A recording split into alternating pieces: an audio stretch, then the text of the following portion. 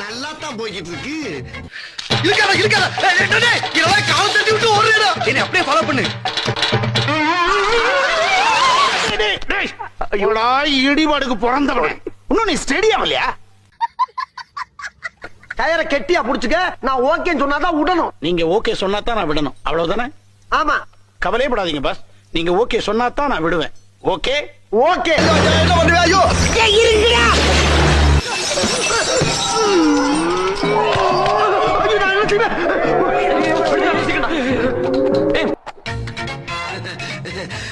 நல்லா தான் போய்கிட்டு இருக்கு.